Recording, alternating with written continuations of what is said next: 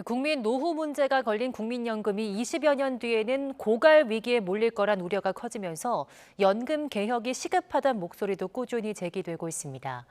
현재 정부 차원에선 납부는 더 하고 수령은 미루는 방향으로 큰 틀이 잡혔는데요.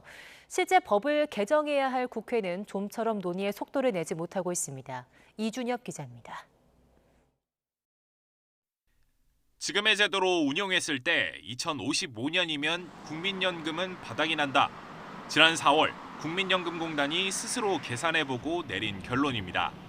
연금개혁이 시급한 이유인데 지난달 1일 공단 측이 발표한 중간 보고서를 보면 일단 더 내고 더 늦게 받는 방향으로 큰 윤곽은 잡혔습니다. 보험료율을 최대 18%까지 올리고 연금 수령 시작 시기는 최고 68살까지 미루는 대신 기금 투자 목표 수익률을 올려 기금 고갈을 늦추거나 막겠다는 18가지 시나리오를 제안한 겁니다. 17년간 미뤄왔던 연금 개혁을 상생의 연금 개혁으로 추진해 나가겠습니다. 공단 측이 최종 보고서를 확정하면 정부는 이를 반영해 이번 달 개혁안을 발표한다는 계획입니다. 하지만 실제 법 개정을 통해 개혁의 도장을 찍을 권한을 가진 국회의 논의는 지지부진합니다.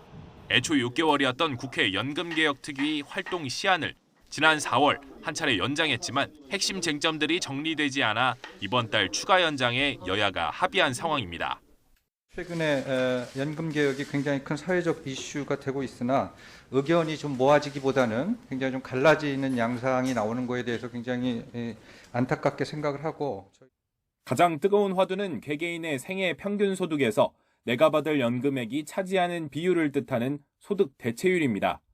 OECD는 안정적인 노후를 위해 65에서 75%를 권고하고 있습니다.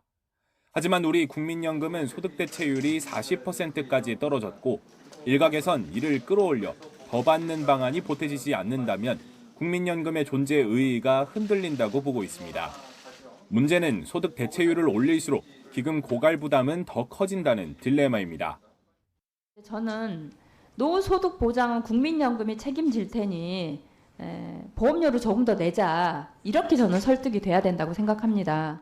현재 기금이 많이 있는 건 사실이지만은 저희가 또 급격한 고령화라든가 현재 보험료 수준 갖고는 그것이 미래의 재정 안정을 담보할 수 없기 때문에 여기에 소득 하위 계층에 지급하는 기초연금과의 관계를 어떻게 할지, 정부의 지급 보증을 명문화할지, 정부 재정은 얼마나 투입할지 등 고려해야 할 변수가 한둘이 아닙니다. 제가 볼 때는요, 이게 결국에는 국가가 지급 보장을 할 수밖에 없는 상황이 되고 마땅히 그래야 된다. 어떤 결론을 내리건 기금이 바닥나지 않으려면 젊을 때 더 내야 하는 대전제만큼은 피할 수 없다는데 공감대는 모이고 있습니다. 다만 내년 총선을 앞두고 표심에 민감할 수밖에 없는 여야가 총대를 메고 개혁에 점을 찍기엔 부담스러울 수밖에 없는 것도 사실입니다. 국민연금은 지난 한 해 동안에만 가입자 7만 명이 줄어들며 신뢰도에도 경고등이 켜졌습니다.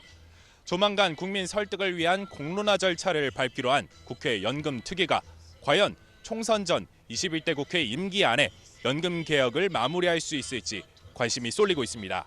YTN 이준엽입니다.